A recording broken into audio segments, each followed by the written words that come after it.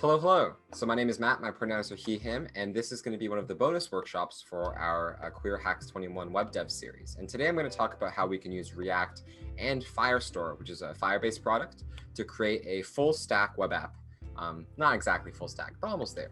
This is kind of an addendum to both the React and the Firebase workshops that I've run. So I'm going to assume that you've watched both of them. And in particular, I'm going to skip over things that you might not know if you haven't watched them. So if you haven't watched them, recommend you give those a shot first. And we're actually going to be starting off from the code that we had from the end of the React workshop. So I have that code open in my VS Code right here. This is kind of the typical React app stuff. But before we're going to actually start writing any code, we need to first configure and set up Firebase. And if you remember from the Firebase workshop, I told everyone, hey, you should, link Firebase in with some script tag and configure the configuration that way. We're not going to do that. This time we're going to import it with Node and npm. So I'm going to open up my terminal right here. I was just running the app, so I'm going to close it. And then here, we're going to actually run a command using npm. And so basically what this command does is it says, let's install Firebase inside our project. So depending if you're using yarn or npm, this is going to be different. If it's yarn add Firebase, but you probably already knew that. But we can just run npm install Firebase here. And while I let this happen, I just want to remind you, I'm not going to do this on the video because we already did it in the Firebase workshop, but please create a Firebase project, add Firestore to the project, configure it just the way that we did in that workshop. The next thing that you're going to ask, and we can do this while this is installing, is how do we put in the authentication key and all that information? And so normally we would use that with a script tag and just add a config object, but we're actually not going to do that this time. Instead, we're going to create a new file and import it and have it deal with that. So I'm going to call this file firebase.js. I'm just going to put it inside the source folder. And here, you're going to notice it's pretty simple. This config is whatever you should be copy pasting from the original Firebase, like here's what you should do. And we just do two extra things on top of the copy paste. One is we import Firebase, like the library from the Node module. That's what we just installed. And secondly, we export this entire object, and importantly, after the app has been initialized. And so we're going to import this object when we do all of our code. Okay, so now we've got Firebase all set up on our system. So the next question is, before we actually start coding, how are we going to format and figure out all of our data? And in particular, I'm just going to note a few things, and this is exactly what I mentioned in the notes as well. I think in general, we should probably just have a collection called tweets. That's going to hold all of the tweets that we have. And each tweet object is going to be a bit different from the tweet object we've started off with the React workshop. In particular, right now, you'll notice the tweets just have an author and a body right now. I think that's great. We should keep that. But on top of that, I want to add two extra things. First, I'm going to keep track of the likes in Firestore as well. We didn't do this, so we're going to refactor it when we go through this part of the workshop, but that's one change I want to make. The other change is I want to have the date. And you notice that the date doesn't show up in the app, but I do want to have the date just so I can sort the tweets in chronological order. And we'll kind of go over how to do that too. So as you notice on the side, we've finished installing Firebase. I'm going to do my classic npm start. And then we can notice here, it's going to do some stuff and we'll kind of get our app working on the side. So, this just works as intended. Our big goal here is to remove all of these default tweets and all these actions and have Firebase handle updating the state. So I'm going to delete this default tweets thing. I'm going to also change the state to be an empty array because, so we just start with no tweets. So far, so good. The next thing I want to do is import the Firebase library, but a little bit modified. So basically the one from our file. And we can just do that with import Firebase from Firebase like that. Great. Then, similar to the Firestore workshop that we did for vanilla JavaScript, we have to create a database reference. And here we can make it top level. So this means like outside of the app function. But it's you can probably put them in either. We're going to do that. And here we're creating our database reference. So this DB variable is going to be the one that we're going to use all the time. Cool. So this is all of our setup. Now let's figure out what we want to do first. I think the first thing we should probably do is every time the Firestore thing gets updated, we should be able to read some data. And just to let you know, I've already pre-made some data so we can see what this change looks like. Okay. So the way we can do this normally with Firestore is to create some sort of event listener, right? Every single time something changes, fire a snapshot event and let it render. In our case, we still want to do that, but we want to do that in a React-like way. And the React-like way to do it is with something called the useEffect hook. So I'm going to import the useEffect hook right beside the useState hook. And in particular, the useEffect hook lets us do three things. We can say first, hey, when the app first gets loaded, let's do something. Then we can say every time a state variable updates, let's do something else. And last but not least, we can say once the app's going to go close down, let's run some sort of cleanup function, right? For us, the first and the last thing are the most important, right? First, when the app loads, we want to set up the event listener. Then once the app closes, what we actually want to do is clean it up, close the listener, tell Firestore that it's good. So I'm not going to write it out by hand, but this is the code that is in the workshop notes. And if you notice on the right, it's worked. But I want to quickly run you through what exactly is going on. So first, I'm just making this function. It's called Set Up Firestore Listener. You'll notice that it actually returns a function, but we'll get to that in a moment. But ignoring the return statement for now, what's going on here? This is the exact same thing as the Firestore workshop that we talked about earlier, right? So we have the tweets collection in our database. We have this onSnapshot function. And so what's passed inside here is something we do every single time the data changes. And every single time the data changes, we say, hey, let's take the snapshot, let's get the documents. And for every document, we're going to map it into the document's data and an ID tag. So all this means is take a tweet from Firestore and plop it into state. Once we do all of that mapping done, we use set tweets. So we update the state at once and things work out. And this little function here is just an error function in case something bad happens. So this portion gets run when the app first loads. And that's why we saw this automatically work out of the box. The second question, though, is, OK, why does it return something? What is this function doing? How does that work with useEffect? And this is a good explanation of what useEffect does. So useEffect calls whatever function you pass in as the first parameter when the app or component gets loaded. Then, when the component's about to get removed because it's going to be deleted or the user has closed their page, then calls the function that this function returns. That's a bit confusing, but basically it's a cleanup function. Luckily for us, Firestore has already written a cleanup function, and that's actually just what db.onSnapshot does. So long story short, this is super, super simple. We just type in return and then kind of what we would do normally. The last thing I'll just point out is we have to add this extra parameter here that's a comma and then an array.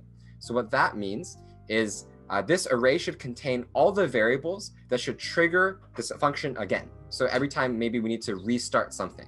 This time around, we don't want that to ever happen, right? We only want it to start once and only happen once. So, that's what we do. We just have an empty array. So out of the box, this just means that everything reads properly. You'll also notice that you might get an error that says that there's a key error. This has to do with how React keeps track of, what component is what. We can solve that with a very simple, just adding a key of the tweet ID. And I mentioned this a bit more in the notes. But yeah, so that was quite a bit of code. Hopefully it wasn't too scary, but that's kind of the meat of making all these reads work properly. The next question you might have is, okay, so now when I create a tweet, how can I make sure that the create button actually sends something to Firestore? And luckily for us, because we've made everything surrounded by state and how state updates, all we need to do is just change this create tweet function, and our event listener is going to handle everything else. And again, I'm just going to copy paste the code that I've left in the notes. So I'm going to do that right now. And if you notice, this is dead simple code, right? So we have this collection. We create a document with no ID. So here we're letting Firebase generate whatever ID we want. And we just set kind of what we would expect, right? The author is the username from the previous workshop. The body is the body the user's inputted. We set a date tag. I said I was going to use this to order the tweets properly. And then we have the amount of likes, and we're going to start that off with 0. And then we just run that set command. And notice again that we don't have to update state here because our Firestore listener here already handles updating the state every single time there's a new document. So here we're kind of letting Firebase do all of the work. The last question you might have is, okay, so now that we're using this date, how can we actually order things by the date? And again, I'm just going to take this from the notes, but we're going to do this with a function called order by. And basically, order by can be chained on to a collection reference, so something like the tweets thing here. And all it says is, hey, order the response by a key and some value. And so here we're saying order it by date and by descending date. And that basically just means the newest tweets should pop up first. So hopefully that's not too complicated, but let's give it a shot. So if I want to add a new tweet, my name is Matt, and then I can say, Arjun is awesome. I can create it.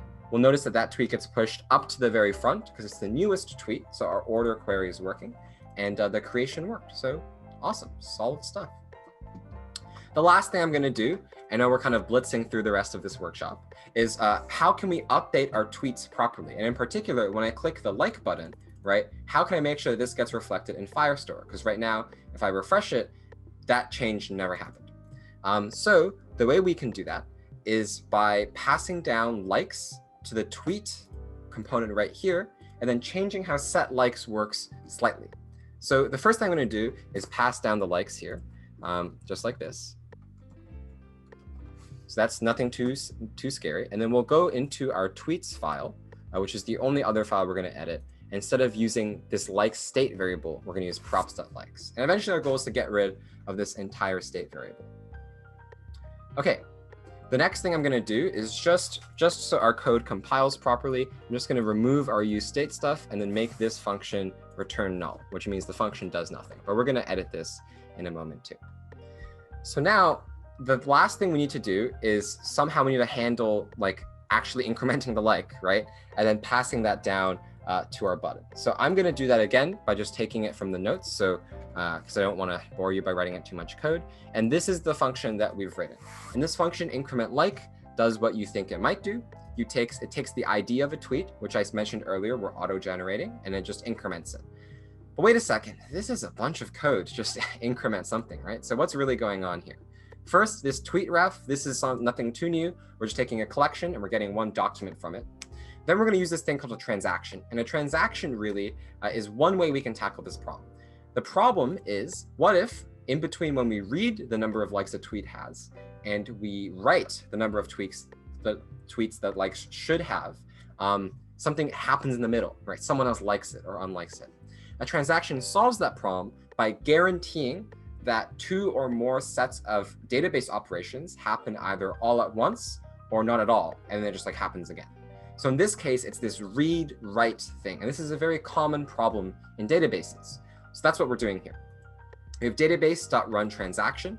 This just is the way we start saying we're going to do a transaction. And then this entire block right here is the actual transaction. And the transaction has two things, right? First, we get something. So this time we're getting this document. We check if it exists. If it doesn't exist, that's obviously a different kind of problem. If it does exist, though, we increment the likes by 1. Hopefully that's not too scary. And then we add the update to the transaction as well.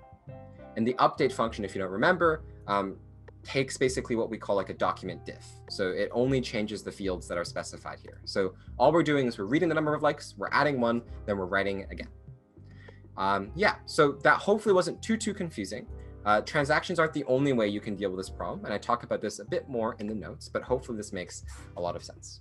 Great. So the last thing we just need to do is pass down this increment tweet function. And here we're going to do it like this. And we're just going to pass it down just like any other prop. And we're going to use an anonymous function and then do increment like here. And then the tweet.id. And this kind of way of passing down a function that has some of its stuff like pre-filled in is a very common pattern in JavaScript. Last thing we need to do is just use that. So instead of using that, let's do props.addLike, and that's it. And if we want, we can try. Let's quickly refresh our page. And then if we like this tweet that says Arjun is awesome, it updates. But if you notice, it takes some time, right? If I update Spurthy's thing and then Arjun's thing, it takes a little bit more time. And that's because transactions are a worse performance kind of operation. You're trading this whole accuracy for speed. And that's kind of a trade-off you'll see all the time in database design. But yeah, that means our app is working, actually. That's everything we need to know. And if you notice, you can open even multiple copies of this app, and these changes are synced across them, right? Take a look at this, for example. We load this thing here, we increment the number of likes Arjun has, and on this other page, it's worked too. Okay, that's it for this workshop, this kind of bonus content. I hope this was really helpful. As a quick recap, we covered a bunch of stuff, right? We covered how to import Firebase and Firestore using npm. We created our own Firebase file to initialize the app and configure it. And then we went through the useEffect hook, which is slightly confusing, that helps us set up this event listener. We went through very few new Firebase features, queries and ordering queries using the .orderBy function. And then we also talked about how to use transactions with db.runTransaction. Obviously, this is a very simple toy example, but this React plus Firestore combo lets you create a ton of super cool projects that you can make at QWER Hacks, and we're really excited to see what those are. And as a quick reminder, if you've got any questions, hit us up in the comments, slide into our DMs at the QWER Hacks mentor pool system. And also feel free to send me an email or something. More than happy to kind of help you figure that out. But yeah, that's it for me. Thanks for coming along with this journey. Super excited to see what all of y'all are going to make with React and Firestore. And good luck. See ya.